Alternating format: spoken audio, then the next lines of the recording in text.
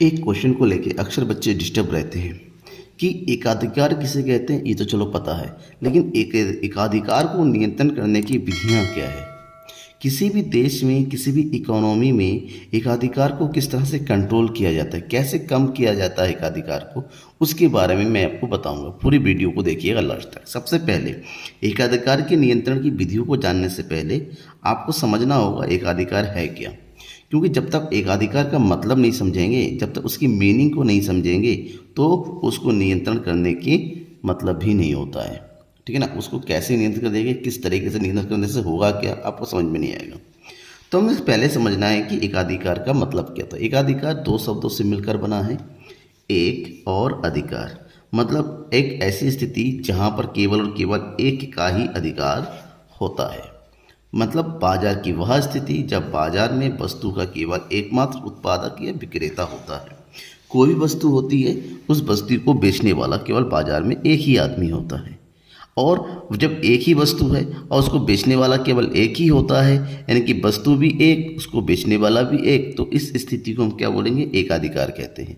उस वस्तु को बाजार में आपको कहीं नहीं मिलेगा, केवल उसके अलावा। ऐसे में जब बाजार में एक ही वस्तु का एक ही उत्पादक होता है, तो एकाधिकार में फर्म को ही उद्योग कहते हैं और उद्योग को ही फर्म कहते हैं, क्योंकि एक ही है।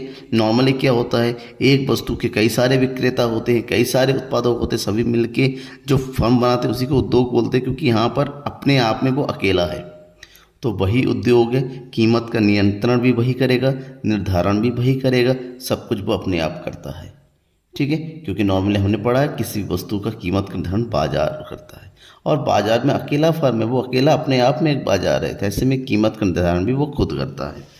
तो प्रोफेसर मैकडॉनल्ड ने कहा था इसके बारे में, क्या कहा कि शुद्ध एकाधिकार की स्थिति उस समय होती है। शुद्ध एकाधिकार मतलब जहाँ पर बिल्कुल शुद्ध एक ही विक्रेता हो। ठीक है ना। एक ऐसी स्थिति होती है जब एक अकेली फर्म जब एक अकेली फर्म एक वस्तु का एकमात्र उत्पादक होती है। वस्तु एक है, उसका एकमात्र उत्पादक अगर कोई फर्म है, और उस वस्तु का कोई निकटतम स्थानापन्न नहीं होता है। स्थानापन्न मतलब समझते हो ना। स्थानापन्न मतलब ऐसी वस्तु जिसका प्रयोग एक के स्थान पर किया जा सकता है। फॉर एग्ज़ाम्पल, आपके पास चाय है, चाय पसंद नहीं आ रही, तो चाय की जगह आप कॉफ़ी का यूज़ कर सकते हैं। तो चाय और कॉफ़ी एक दूसरे की स्थानापन्न वस्तुएं हैं, जबकि एकाधिकार में वस्तु का स्थानापन्न होता है नहीं। अगर चाय बिक रहा है तो चाय ही बिकेगा, कॉफ़ी होगा ही नहीं पूरे मार्केट में। समझ रहे हैं ना। तो ये होता है एकाधिकार। अब एकाधिकार की कुछ विशेषताएं भी है, विशेषताओं को जानना, क्योंकि एग्जाम में एकाधिकार किसे कहते हैं, एकाधिकार की प्रमुख विशेषताओं को बताइए, पूछा जाता है। तो पॉइंट टू पॉइंट कुछ विशेषताओं के बारे में पढ़ लेते हैं। ठीक है ना। विशेषताओं को पढ़ेंगे, लेकिन आपने अभी तक चैनल को सब्सक्राइब नहीं किया, भाई चैनल को सब्सक्राइब कर दीजिए। आने वाले जितने भी वीडियोस है, लाइव क्लास चल रही है डेली शाम को 7 बजे, आप उसको ज्वाइन कर सकते हैं, उसका अपडेट आपको मिल सकता है। ठीक है। तो बेल आइकन को दबा दीजिएगा, शेयर जरूर कीजिए अपने दोस्तों के बीच में। हाँ, बात कर रहे थे हम एकाधिकार की विशेषताओं के बारे में। एकाधिकार मतलब समझ में आ गया, और उसकी विशेषता है। भाई अगर आपको मीनिंग समझ में आ गया है, आपको अगर उसका अर्थ समझ में आ गया है, तो विशेषताएं भी समझ में आ जाएंगी। अर्थ से ही विशेषताओं का निर्माण होता है। सबसे पहली विशेषता क्या है, वस्तु का एक ही विक्रेता होता है, एक ही विक्रेता या एक ही उत्पादक होता है, जबकि वहाँ पर जो क्रेता होते हैं, खरीदते होते हैं, क्रेताओं की संख्या अधिक होती है। क्रेता कैसे रहते हैं, अधिक होते हैं, क्योंकि नॉर्मली बाजार चाहे कोई वो खरीदने वाले बहुत सारे होते हैं, लेकिन यहाँ पर बेचने वाला केवल एक ही होता है। एक ही विक्रेता उपलब्ध होगा पूरे बाजार में, पूरी फर्म उद्योग में। निकट स्थानापन्नों का अभाव, जैसा कि मैंने अभी बताया था, इस बाजार में वस्तु का कोई निकटतम स्थानापन्न ही नहीं होगा। मतलब उसके साथ मिलता जुलता उसके जैसा कोई भी वस्तु इस बाजार में अवेलेबल नहीं होता है। तीसरा, एकाधिकारी स्वयं कीमत निर्धारक होता है, क्योंकि एकाधिकारी जो फर्म है या विक्रेता है, वो अपने आप में ही उद्योग होता है, उसके अलावा कोई दूसरा नहीं होता है जो वस्तु की मांग और डिमांड एंड सप्लाई के बारे में बात करें। तो ऐसे में वस्तु की कीमत का निर्धारण वो खुद करेगा। ठीक है ना। वो खुद ही जज है, ठीक, वही सब कुछ है। वो अपने हिसाब से, अपनी बिक्री के हिसाब से, अपने लाभ को ध्यान में रखते हुए वस्तु की कीमत का निर्धारण करता है, क्योंकि कोई कंपटीशन करने वाला है ही नहीं, कोई रोकने वाला नहीं, कोई टोकने वाला नहीं। उसको पता है कि मेरे पास ही वस्तु है, इसके अलावा किसी और के पास नहीं, ग्राहक जाएगा तो जाएगा कहाँ, आएगा मेरे पास ही। ठीक है। तो ऐसी स्थिति में कीमत का निर्धारण भी वही खुद करता है।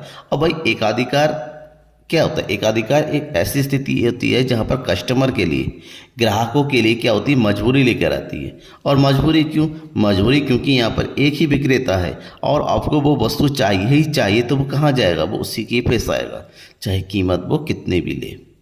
नई फर्मों के प्रवेश पर प्रतिबंध, ये एक ऐसा बाजार होता है, एक ऐसी स्थिति होती है जहाँ पर कोई भी नई फर्म प्रवेश नहीं कर सकता, क्योंकि उस पूरे बाजार में केवल और केवल विक्रेता का ही कब्जा होता है। अगर कोई आता है तो उसे वहाँ पर टिकने नहीं दिया जाता है, उसको पूरी तरीके से मना होता है कि मेरे क्यों, ये मना कई कारणों से हो सकता है। मैं आपको बताऊंगा कि एकाधिकारी को उत्पन्न होने के कौन से प्रमुख कारण है, एक्सप्लेन करूंगा। साथ ही साथ जब नई फर्में आते ही नहीं है तो वो अकेला रह जाता है। जब अकेला रहता है तो ऐसी स्थिति में कीमत विभेद की संभावना होती है। अब बात करते हैं कीमत विभेद का मतलब। कीमत विभेद का मतलब होता है एक वस्तु को अलग अलग क्रेताओं के बीच में, मान लो ये एक वस्तु है और 3 क्रेता ए बी सी, तो विक्रेता क्या कर रहा है, एक ही वस्तु को, एक ही तरह की वस्तु को ए और बी सी को अलग अलग कीमत, मान लो इस वस्तु की कीमत नॉर्मली 20 रुपये है, तो 20 ए को बेच रहा है वो 21 रुपये में, बी को बेच रहा है 19 रुपये में, सी को बेच रहा है 22 रुपये में, तो इसको बोलते हैं कीमत विभेद की स्थिति।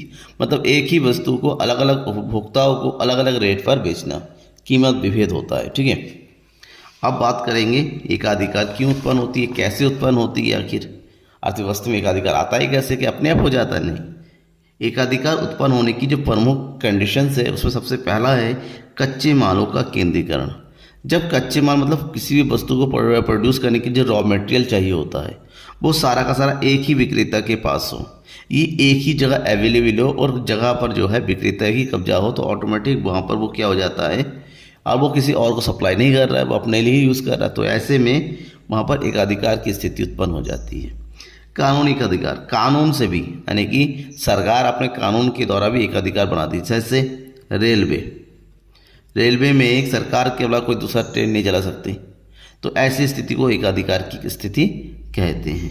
गला घोट प्रतियोगिता से बचने के लिए अक्सर क्या होता है ना, मार्केट में जब कई सारे विक्रेता होते हैं, विक्रेताओं की संख्या कई सारे होते हैं, जब कई विक्रेता होते हैं और उनके बीच कंपटीशन होने लगता है और इतना ज़्यादा कंपटीशन होता है, कोई पिछड़ जाता है, कोई आगे निकलता है, ऐसे में ही सारे विक्रेता क्या करते हैं, समझौता करते हैं और एक ग्रुप बना लेते हैं, समूह बना लेते हैं, और समूह बनाने के बाद कहते हैं हम जो कुछ बेचेंगे एक रेट पर बेचेंगे, एक साथ बेचेंगे, ताकि हम किसी को भी घाटा ना हो।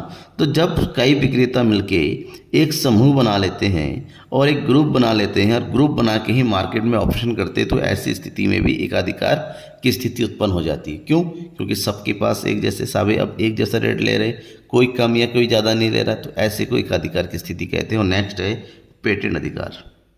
कोई उत्पादक एक नई वस्तु का उत्पादन कर रहा है और उसके अलावा वो किसी और को देना नहीं चाहता, वो अपने नाम पे पेटेंट करा लेता है, उसका अधिकार अपने पास रख लेता है। पेटेंट की स्थिति में भी जैसे फॉर एग्जांपल आपकी अगर बात करें कोरोना वैक्सीन, आपने देखा जब कोरोना लगाया 2 ही वैक्सीन अपने हमारे सामने आया, एक है कोविशील्ड और दूसरा है कोवैक्सीन। इन दोनों के पास इसका पेटेंट था क्योंकि इन्हीं दोनों ने इसको डेवलप किया और इन दोनों के अलावा किसी को भी इस सेम टाइप की वैक्सीन बनाने का अधिकार नहीं, क्योंकि अपने नाम पर उन्होंने पेटेंट करा लिया। ठीक है, तो इस स्थिति को हम क्या बोलते हैं, एकाधिकार की स्थिति। लेकिन समाज में एकाधिकार की स्थिति नॉर्मली देखने को तो सही है, लेकिन मैक्सिमम टाइम में ये बहुत ही ज़्यादा खराब हो जाती है। इससे जो ग्राहकों का शोषण होने लगता है, अर्थव्यवस्था में जो है कई तरह की विषमता उत्पन्न होने लगती है। तो ऐसी स्थिति को सुधारने के लिए एकाधिकार को कंट्रोल करना, नियंत्रित करना जरूरी होता है। तो कौन कौन सी विधियाँ हैं वो समझते हैं। अब एकाधिकार को नियंत्रण करने की अगर विधियों की बात करें तो इसको कंट्रोल करने के लिए बेसिकली 3 प्रमुख विधियाँ हैं, ठीक है ना, और ये तीनों विधियाँ सरकार के द्वारा ही उठाई जाती हैं, यूज़ की जाती है। सबसे पहली विधि है विधान के माध्यम से एकाधिकार का। विधान का मतलब क्या होता है? विधान का मतलब होता है सरकार कानून बनाकर, ठीक है ना, कानून के द्वारा एकाधिकार को नियंत्रित किया करती है, ख़त्म तो नहीं है, नियंत्रित करती है, कम करती है एकाधिकार, ताकि कीमतों को कम किया जा सके। इसके लिए क्या करती है सरकार? एकाधिकार विरोधी कानूनी और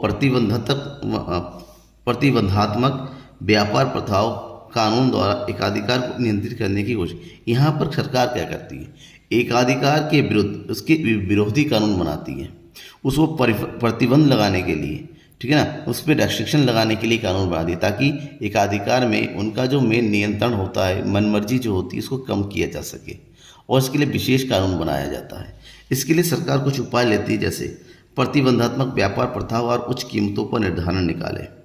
सरकार क्या करती है, जो अधिक कीमतें तय किया जाता है, या जो रिस्ट्रिक्शन व्यापार है कि नहीं कोई और नहीं कर सकता, मेरे अलावा कोई और नहीं बेच सकता, ऐसी चीज़ों को सरकार क्या करती हैं, दूर करती है।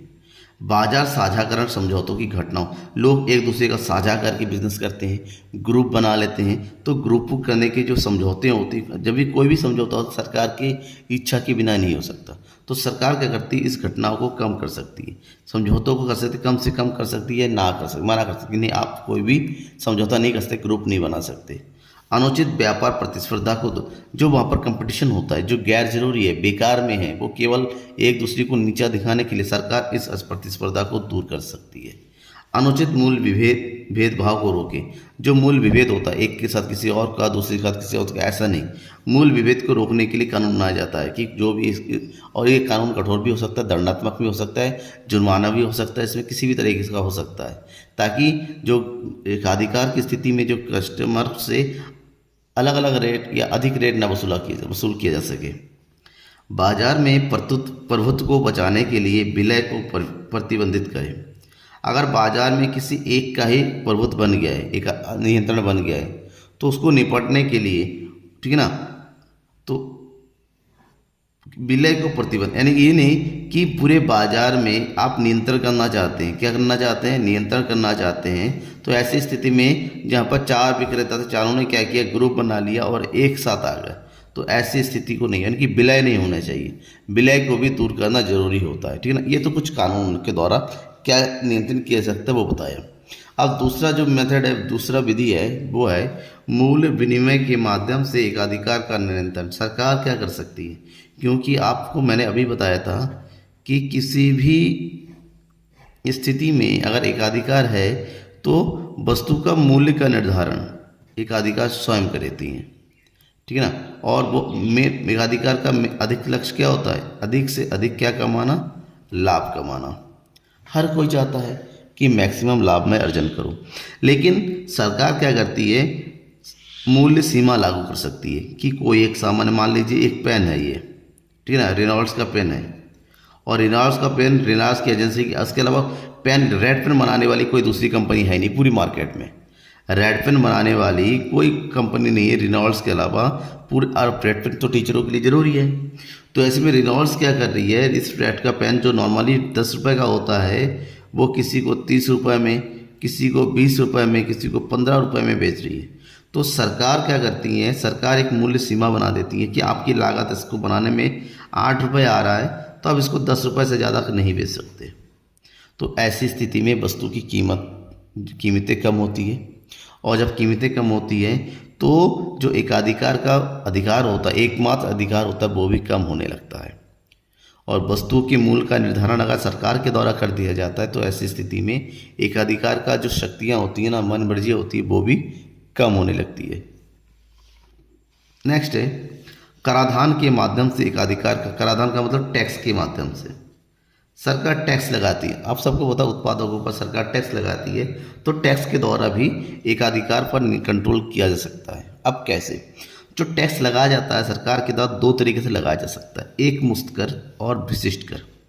एक मुक्त कर का मतलब होता है एक बार में टैक्स ले लेना, और जब एक ही बार में टैक्स लिया जाएगा सरकार के द्वारा, ऐसे में क्या होता है, एकाधिकार के ऊपर एक दबाव पड़ता है, ठीक है ना, क्योंकि वो एक ही बार में टैक्स पे कर रहा है। इस ऐसी स्थिति में 2 चीज़ होता है, एक तो उसको ज़्यादा से ज़्यादा एक साथ टैक्स देना पड़ेगा, दूसरा वो बार बार टैक्स देने से बच जाता है। तो ऐसी स्थिति में जब एकमुश्त टैक्स दिया जाता है, वो क्या करता है, चीज़ों वस्तु की कीमत को, ये अपने लाभ को कम से कम शो करना चाहता है, दिखाना चाहता है। जब लाभ कम से कम होगा तो टैक्स भी कम से कम देना पड़ेगा। अब जब लाभ कम करेगा, ऐसे में वस्तु की कीमतें भी कम होती चली जाएंगी, ये इसका फ़ायदा है। दूसरा विशिष्ट कर। विशिष्ट कर में क्या माध्यम से क्या होता है, सरकार वस्तु विक्रेता के ऊपर अलग अलग तरीके की स्पेशल टैक्स लगा सकती है, जैसे सेज लगा दिया, एजुकेशन टैक्स लगा दिया। तो टैक्स जब ज़्यादा हो जाता है, और टैक्स ज़्यादा होने का मतलब होता है उसकी लाभ कमी होना, मतलब जितना अधिक लाभ अर्जित करेगा वो उतना ज़्यादा देना पड़े, ऐसे में वो लाभ को कम करने लगता है। तो लाभ को कम करता है तो वस्तु की कीमतें कम हो जाती है, वस्तु की कीमतें कम हो जाएंगी तो वो एकाधिकार का नियंत्रण करेंगे, क्योंकि एकाधिकार में सबसे ज़्यादा प्रॉब्लम कीमतों को लेकर ही होती है। ग्राहकों को अधिक कीमतों पर सामान मिलता है और ग्राहक के पास ऑप्शन नहीं होता किसी और के पास जाए। तो इस स्थिति से बचने के लिए सरकार के द्वारा ये 3 उपाय किए जाते हैं, या फिर टैक्स किया जाता है, या फिर वस्तु का मूल्य निर्धारित किया जाता है, या फिर कानून बना के इसको कंट्रोल किया जा सकता है। राइट, आपको एग्जाम में आ जाता है ये क्वेश्चन, तो आप इजीली आप लिख सकते हो। कोई डाउट है तो ज़रूर बताइएगा। Okay, thank you everyone.